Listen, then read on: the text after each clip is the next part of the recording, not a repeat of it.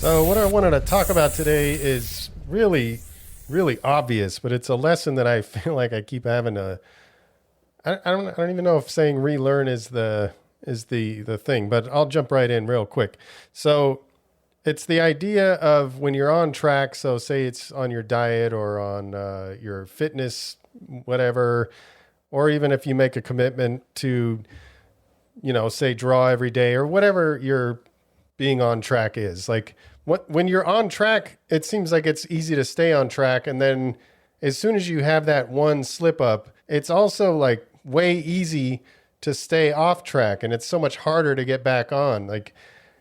So I wanted to just give a couple examples just in case anybody might be dealing with this right now. And this might be like a timely message for you, because it's kind of baffling to me why I need to keep relearning this. And I'll just give you a couple of examples of things that have happened recently. So one thing, I talk about it all the time. I just finished phase 1 of 75 hard 30 days ago.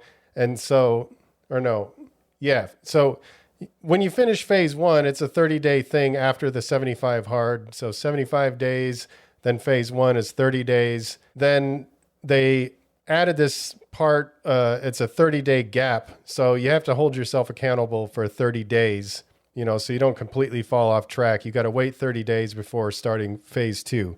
So today I'm starting phase 2, and I just wanted to share how I sort of fell off track during that gap in the 30 days. So I didn't completely fall off track. Well, actually I kind of did. So let's get into this real quick. So, I worked out every day, but the workouts sort of started to get a little bit questionable towards the end of the 30 days, but I did work out every day. So I'm happy about that. My whole thing, because you have to follow a diet on the 75 hard thing, and the diet that I usually follow is very similar to what I normally eat. So I normally eat plant-based, no animal products. I've talked about that a bunch of times.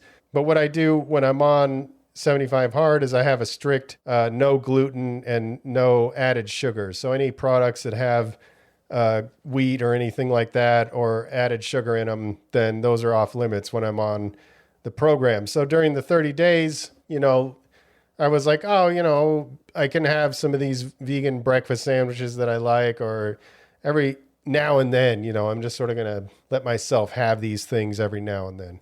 And so over the course of the 30 days, it starts to build up, and for me, years ago, I had no diet restrictions. I just ate whatever the fuck. I was in the drive-thrus. I was eating all this bullshit. And so I didn't really pay attention to that stuff. But as I started paying attention to it, I started realizing that my body was like I think somebody has talked about it before, that you're in a constant state of, inflammation. So I was having trouble remembering what that word was. So, certain foods, it makes you bloated. And my understanding is your body has this inflammation. So, when I was eating like shit, I was probably always feeling kind of like shit, but that was my baseline. That was what I was used to. So it didn't really feel that much different. So if I went and ate a bunch of crappy food, that's pretty much what I always felt like anyway. So anyway, when I started cleaning up my diet, I started noticing different things. And now if you fast forward several years to where I'm at now, I feel like I'm really hyper tuned in to when I do fuck up, I know pretty quickly, like I can just tell the changes in my body. And wheat turns out to be one of those things that, say, if I were to have like some wheat in one meal, it's not going to be that big of a deal. But if I keep doing it, eventually I'm going to start being real uncomfortable. My whole system's going to start acting all fucked up. So I don't want to ramble on too far on that. But so what ended up happening is obviously I kept fucking up. I kept letting it happen over and over again and in more frequency. And then towards the very end, the whole stupid mindset shift of like, I'm about to start phase 2, so might as well indulge in this and that. And, I think I probably have whatever that is that people deal with when it comes to food addiction. Cause like, my girlfriend, she can buy a box of chocolate chip cookies and just eat one and never go back. And I'm like, how the fuck do you do that? Because like, I'll eat the whole fucking box. Like, it's hard. It takes a great deal of willpower for me. So what ended up happening was I was indulging in all this sort of shit. And then where it really all came to a head, like I ate a ton of these chocolate chip cookies and my fucking stomach started getting all crazy. And then I ended up spending all night with like this crazy serious pains and super crazy nausea and all this shit. Like it was the worst I've felt in years. And so I'm laying there and I'm like cold sweats. I'm hot, then I'm cold, then I'm hot, then I'm cold. My stomach's just constantly hurting.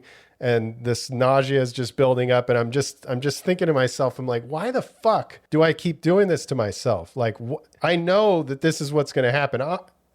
This was worse than what normally happens. What normally happens is my body just kind of starts to get pissed off at me and I'm feeling pain and my system just isn't working right. But I know that that's what's going to happen. Like, I know that's what's coming. Every time I fuck up, I know that, eventually my body's going to start getting pissed. And at the same time, you're also like, I'm supporting this whole shit that I'm totally against. Like, I'm against all of this crazy unhealthy food in this way that we're I don't know. You can listen to that one episode where I just went all crazy ranting about this shit.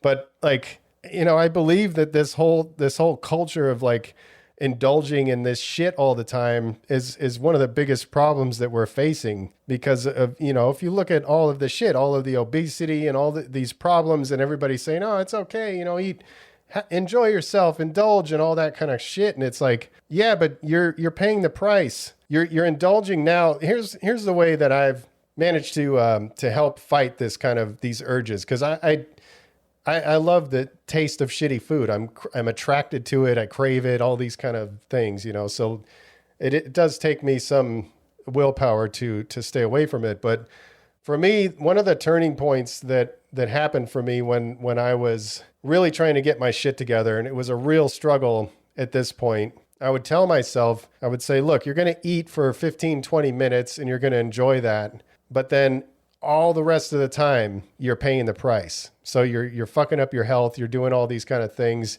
You're not feeling as good as you should, all of this stuff. So you think about all of the waking hours and maybe even how it's affecting your sleep and all this stuff. How worth it is it to spend that 15 minutes enjoying that shit food? Then when you think about the rest of the time, all the other hours of your existence of that day is spent paying the price. It doesn't seem like a price that's worth it. So I kind of got a little off track, so I'm going to reel it back in. I didn't write any bullet points, so probably going to be all over the place a little bit. But the whole point of this whole thing is like, it's a lesson that I keep having to relearn. I don't seem to be learning from my mistakes, and I don't know what it is about it. But like, the whole point of all of this is once you get on track on something, it becomes easier and easier and easier to stay on track. So that's one of the great things about 75 Hard. It's very hard to do. You got to work out, I'm not going to go through all the things, but you got to work out twice a day. You got to do all of these things, shit that's not natural to most of us. But after a while, it starts becoming, I don't want to say easier, but it's like, it becomes harder to say, fuck it. I guess that's the whole point. It becomes harder to say, you know what, fuck all this shit. I'm not going to do it.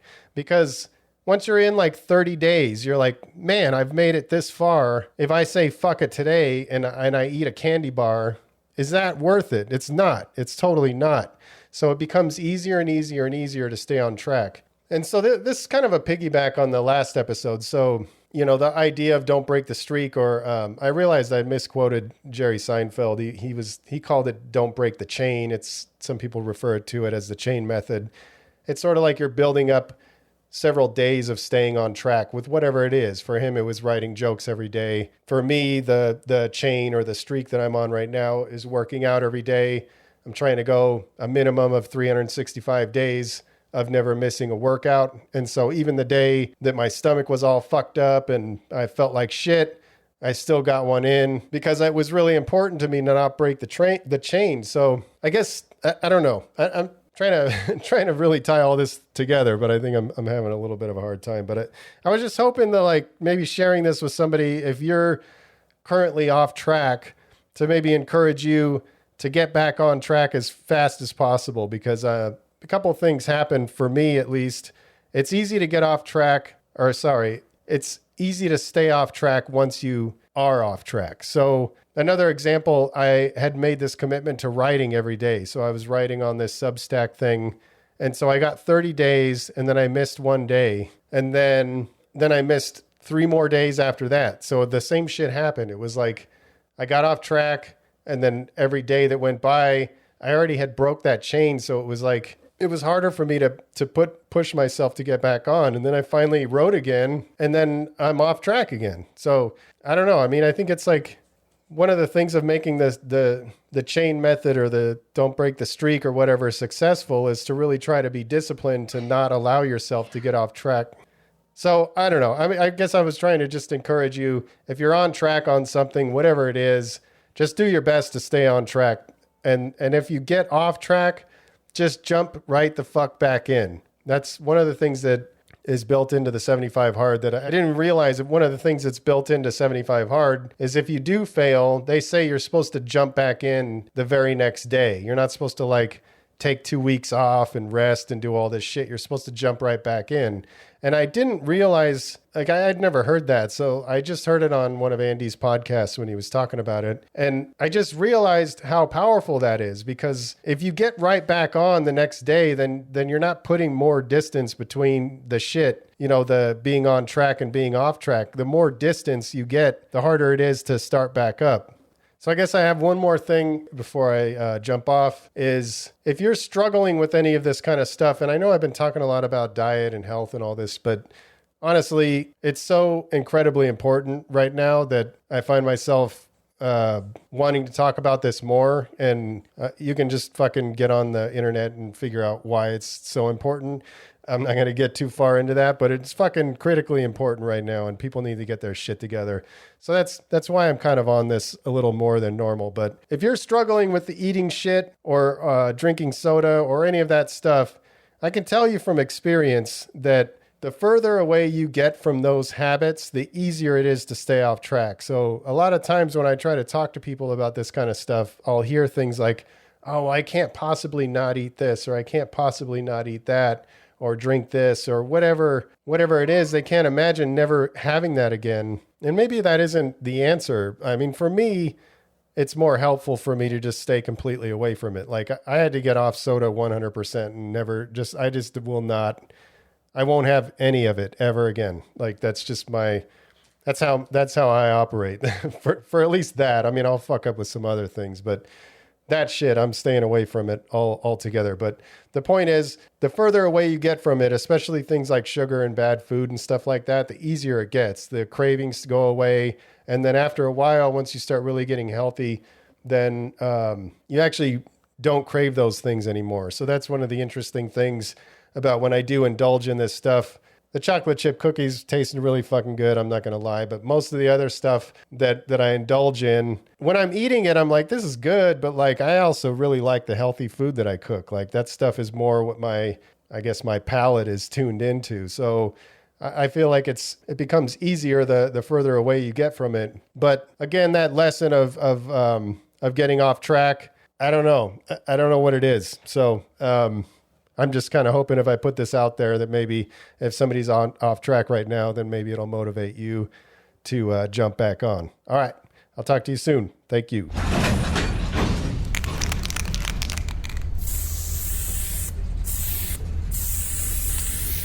All right. Appreciate each and every one of you guys who are supporting the cause and continue to spread the love. And yeah, stay up.